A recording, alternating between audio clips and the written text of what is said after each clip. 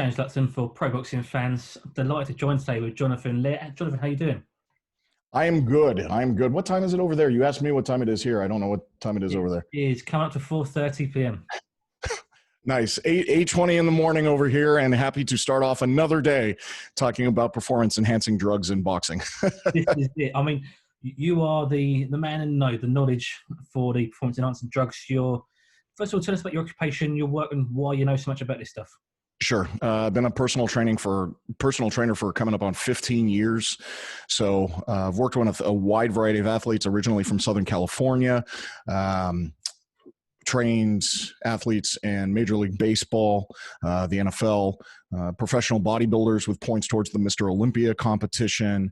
I mean, you name it. Trainer out of the original Gold's Gym, Venice, where you see all the old videos and stuff like that, Metroflex, all the, places where people come from around the world to work out. And so I've been training with not only elite bodybuilders, but also people for performance athletes and just your Joe Schmoes that are looking to, get in better shape. So when you're working in those arenas, the two cross-sect a lot, performance-enhancing drugs and athletics, bodybuilding, et cetera. Absolutely. So you are certainly the man to ask questions to. Jarrell Miller, I believe it's the 5th test he's failed. First of all, tell us what it is he's failed for and what that does to enhance his performance. Sure. Originally, he had a failed test when he was in kickboxing. The most well-known was when he was popped, and he had failed 3 tests, amazingly. And that was, before the Anthony Joshua fight. That was for EPO-HGH, and a supplement that it starts with GW. It's got a lot of 1s and 5s in it. The best way that a street name for it is called Endurabol. And that sounds like it's what he was tested positive for again. Endurabol is taken by a pill. It is not a steroid. And so that's the first thing that, there's a big confusion in regards to whenever somebody fails a drug test, they're like, oh, Reuter, you get the little needle emojis and stuff like that. But this is actually a pill that's given to people. It's called a SARM, and it's something that's given to people that don't want to take steroids, or that a doctor would say, I don't want you to be taking steroids. Originally, it was used as something to assist with the utilizations of fat for energy, fat loss, cardiovascular, issues with older patients. As with most drugs, people find a competitive advantage to it. When those pills are marketed, it's like, a workout and a pill. It's supposed to help utilize fat for energy instead of muscle or food. A lot of times people think, if I'm working out, I'm just magically burning fat. That's not the case. So pills like that will help with the conversion for energy. And in a situation with, like, say, Big Baby Miller, the benefit would be you're working out and you're able to utilize fat for energy, building your cardiovascular endurance. So maybe the effort that you might, say, put in a first round of a fight, it mirrors what you would be doing in the 6th or 7th round. If you can increase your endurance, especially at that weight, and be able to throw punches just as effectively or hard, or be able to have the same speed and you're not wearing down as much, and you've conditioned yourself to do so, high benefit from it, very high benefit from it. And most likely that's the reason why he was taking, something like that, along with pills like that having a pretty short half-life, meaning it's not staying in the system for long, which also means that he's taking it on a regular basis because he got popped with it. We don't know the amounts that he was, popped with in the testing, but it's incredibly hard for it to be a cross-contaminated supplement. And seeing as he's been busted twice before, and the other things that he was taking did require a syringe, we know this guy's a cheat, and he should be absolutely banned from the sport. So like you mentioned there, June the 1st was meant to be his fight of Anthony Joshua last year. And obviously he's meant to be fighting July the 9th this year with his new promoter, Top Rank. Is it clear that he is very blatantly cheating and he's regularly taking these supplements probably throughout his career? I mean, so here in the States, and for anybody that's listening, you guys know in the States, you can make a mistake and we love a redemption story, right? And so there's a litany of fighters, and actually a litany of people in all professions, walks of life, that make a mistake and come back, right? With Miller, I think what's frustrating is when he got busted, one, he lied about it. And he said, oh, no, you guys don't understand. I was taking this shot for an injury purpose. Well, nobody takes an HGH shot. There's scientifically the whole community that's taken any kind of performance enhancing drugs just started laughing at that one. He's trying to throw smoke and mirrors at people that don't know anything about performance enhancing drugs. Saying that you're taking HGH to heal yourself. Okay. Well, if that was the case, anybody that's ever had any kind of arthritis, pains, injuries, you just take one magical shot of HGH and everybody, it would be all over the news. It would be the most miracle thing. That's not something that he's taking HGH over a long period of time. That's how that muscle works. I mean, how that drug works. EPO, which is like incredibly utilized at high levels for a long time in cycling. That's blood doping. That's high level, stuff. Those aren't things that you just run across. That isn't just stuff that you happenstance to take. And so when you have that combined with other failed tests, where there's smoke, there's fire. You get busted once, you can explain it away. Multiple times and in those ways, nah. And let's be honest, James, if a guy, the performance enhancing drugs, while the crackdown on it isn't hard and while the testing isn't what it needs to be, what a performance enhancing drug is. If you're injecting yourself with something, you know what it is. And I had put on my pod yesterday on the video, I showed a bunch of videos of him working out with really well-known bodybuilders. Bodybuilders are paid to take a shitload of drugs. They want to look as freaky as possible, right? They want to push themselves to do that. But they're paid to do that, and it's legal for them to do that. Whereas in his case, it could kill somebody.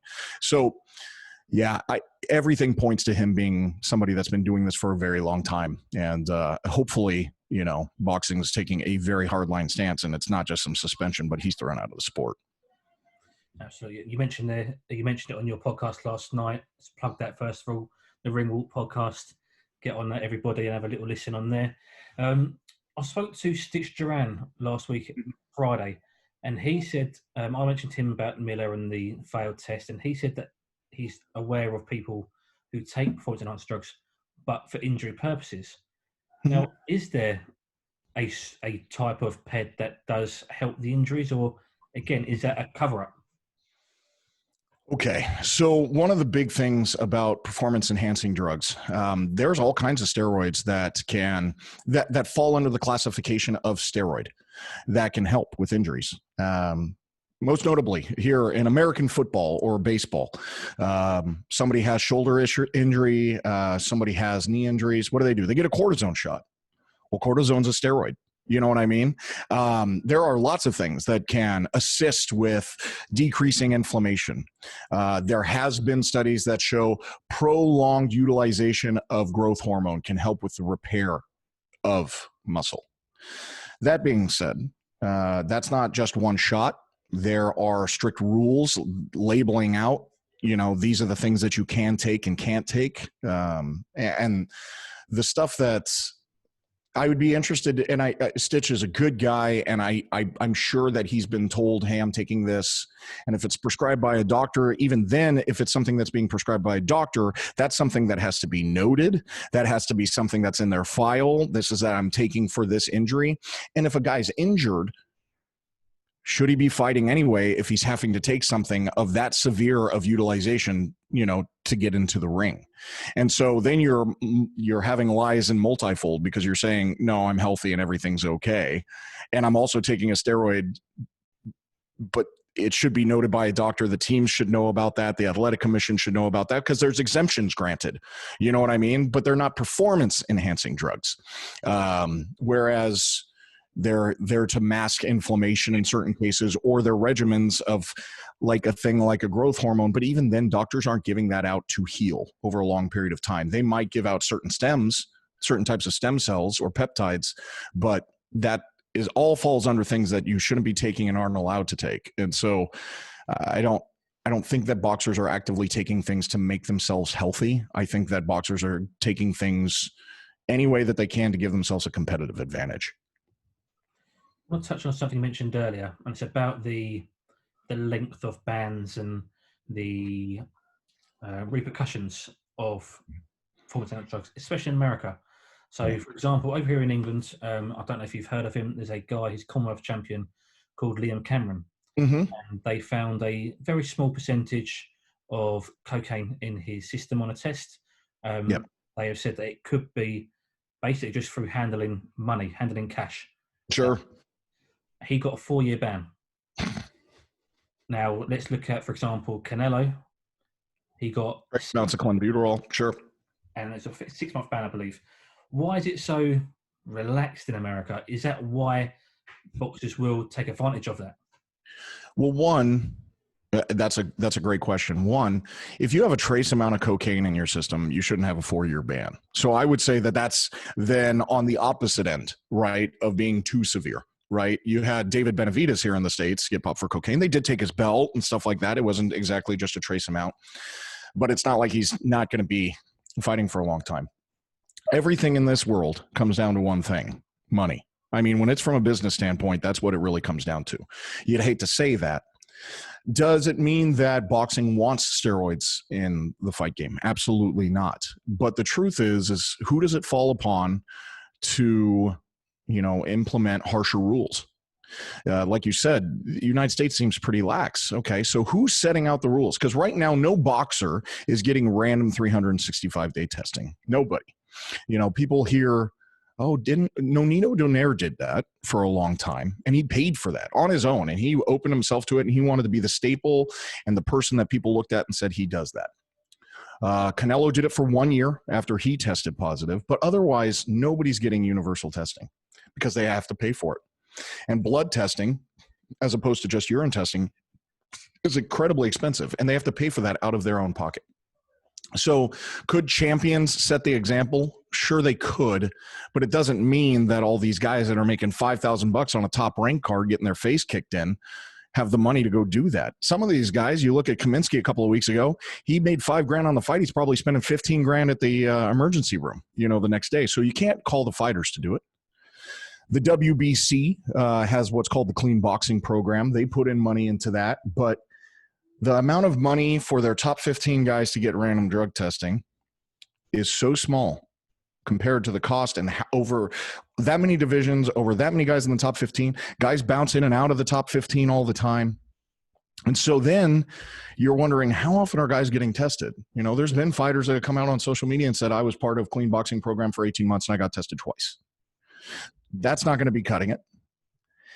And so since there's not enough money, and that's just the WBC, what about the WBA? What about the IBF? What about the WBO? So then you go, okay, well, it's got to be the promoters that do it. The next time the promoters want to give a penny extra, we'll be the first. And it's sad, but it's true. I mean, they don't even, up until recently, until some horrible deaths last year, Maxim Dadashev, et cetera, you don't even have oxygen at the sides of the rings like they do over in the UK, and guys aren't getting CT scans, or concussion protocols. I mean, stuff that could be done, but they're not doing it. And you wonder how many lives could be saved if they do that. I'm fearful, and I've said this a lot, James, over the last year, knowing what these drugs can do, I'm fearful that it's going to take a death where on a major show, somebody dies in the ring and they find out that this guy pissed hot, or, found out afterwards, blood test. And they can point at that and say, this guy across the ring was taking these drugs and the other guy died. It's going to take something like that for there to be reform. And you see that in the States too. And probably a lot of you guys are looking at the States right now and saying, God, those guys are fucking crazy over there in the United States, because everything's going crazy over here right now. And it takes a lot of things to happen for there to be a mass swell of change, or one like big instance for there to be some big change. And I'm really fearful that our lax standards cannot change unless something big happens that causes enough where people go, oh my God, somebody's dying and you guys didn't want to just pay for testing? You guys didn't make that a mandatory across the board?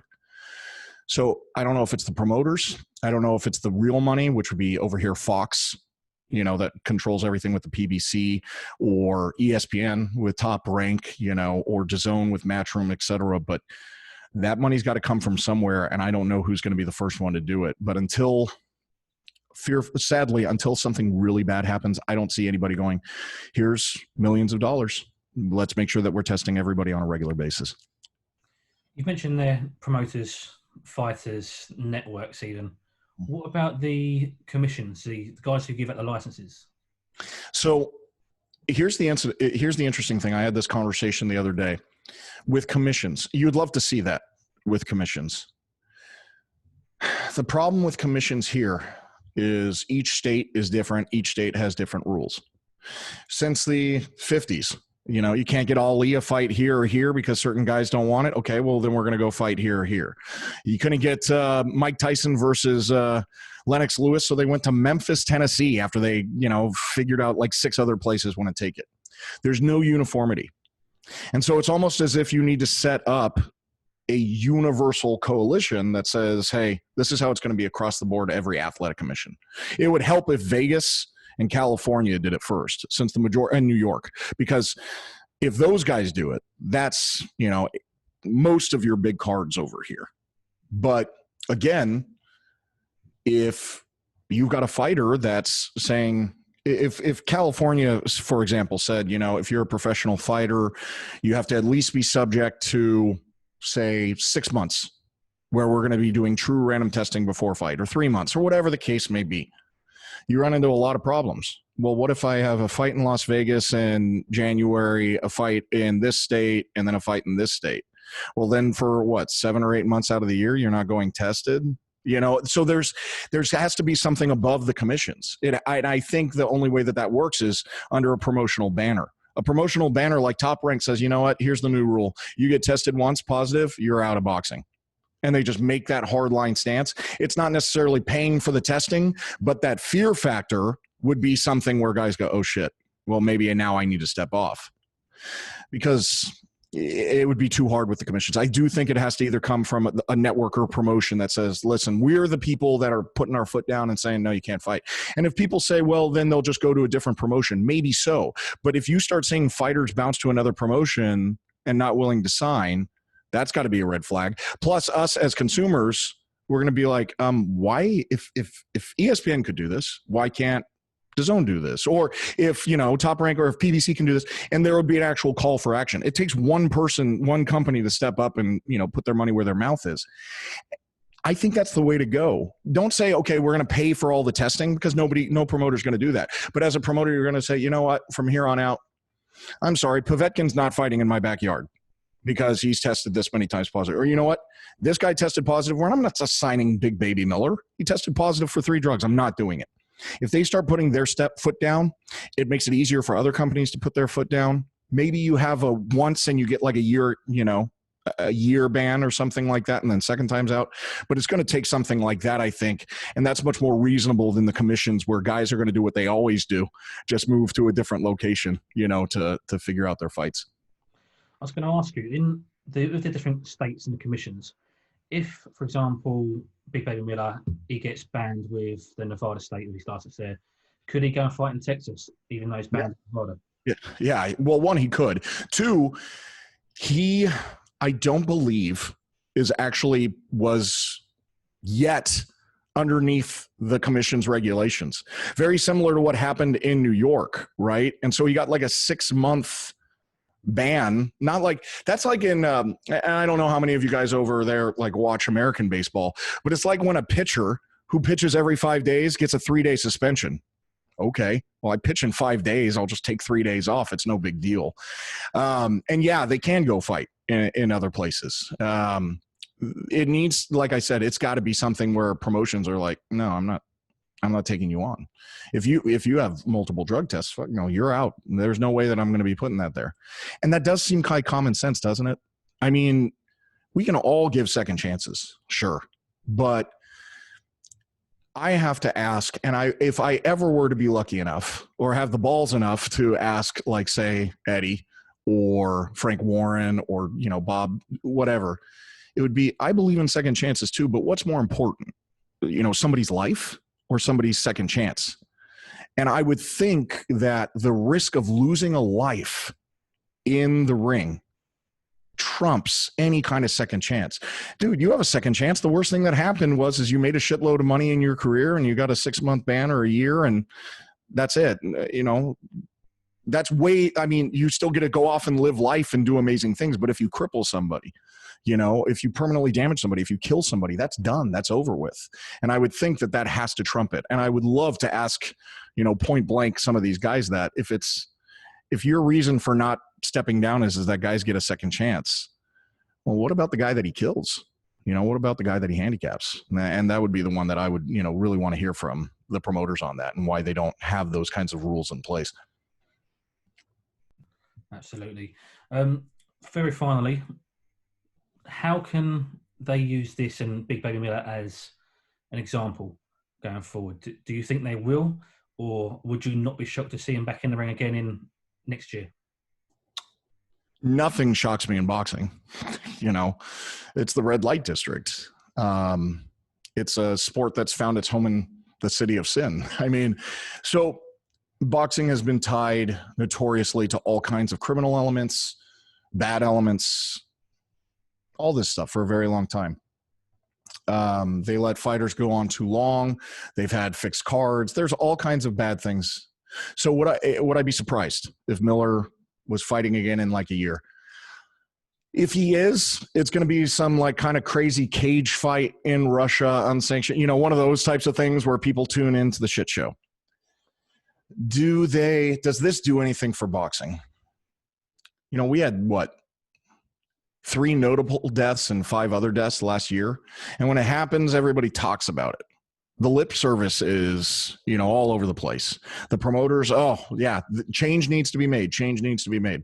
It's lip service.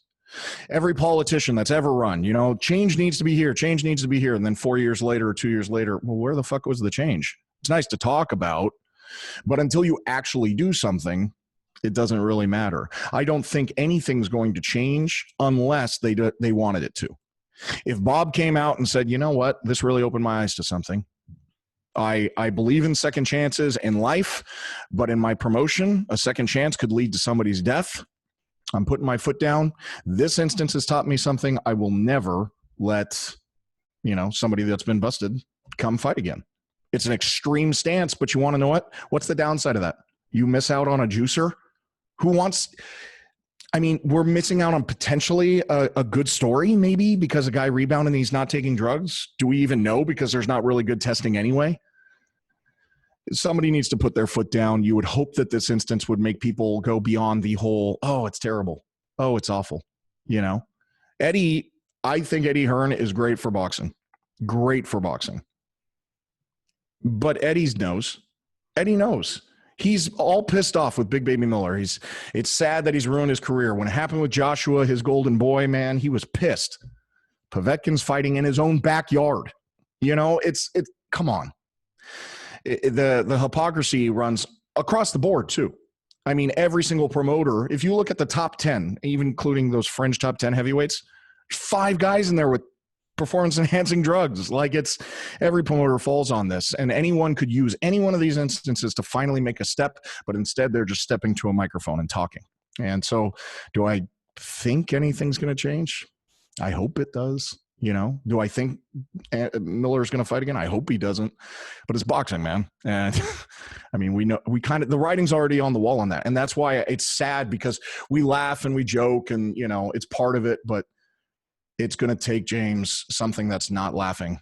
It's going to take somebody's death. And then it's like, we can't just do the lip service because the outrage is going to be there. That's when it's on national TV. That's when people that are regular sports fans, if I talk to the guys that I train at the gym and I'm like, did you know in boxing, these are the rules in regards to performance enhancing drugs? They'd be like, holy shit, those guys actually try to kill each other. If something happened like that, that's when the change will happen. But until then, man, I don't know, James. I think you and I are going to be talking about and writing articles for a long time in regards to this issue that's not getting solved. What do you class as worse? The first time in boxing, so the 3 tests before his big shot at a world title, or the repeat? For his career, one's more dumb than the other. For sure. It's hard. James, if I said you could take something that would make you, feature articles for Boxing Monthly, you'd be sitting next to the guys on BT Sport, your career is through the roof, and you take this one thing that might affect somebody else's life, but your life is set and you're doing this. We all like to be noble, but at the end of the day, we all kind of say in the back of our mind, shit, maybe I would do that. I look at what Miller did, and it's literally him saying, I need this. I need to do this. this is my chance to make a shitload of money, or this is my chance to, really put myself back up for one more pay. It doesn't mean that it's right. I think the hard thing in all of this is in both of those decisions. What's different from you taking that, advance your career versus this guy could kill somebody. And that's a hard pill to swallow when you're at home thinking, well, I could change my life, I could change my family's life, but it could kill somebody. That's where the gray area gets kind of big. So I think that's the stuff that maybe he doesn't think about. That's where he's really dumb. You know what I mean? It's not necessarily dumb to want to try to advance yourself. It's cheating. It's wrong, all of that. But we see that everywhere in life, let alone sports. The difference here being is that you could kill somebody. And I think both times, I don't want to think that he actually has that thought process in his head, because if he did, and he did that twice, he's not just dumb. That's downright evil, So dumb both times, understandable to a certain extent. But if he actually thinks about what the ramifications would be, and I don't think most people in boxing, media, fighters understand just how deadly this could be. If he understood that, it's not just dumb, it's criminal, Absolutely. Hopefully it gets an example made of him, and hopefully it starts to eradicate it, and at least the process starts. But Jonathan, thank you very much for joining me today. I really appreciate it. Anytime. Everyone, Ringwalk Podcast, your socials, Ringwalk John, give him a follow, check him out. Jonathan, thank you. Of course, James.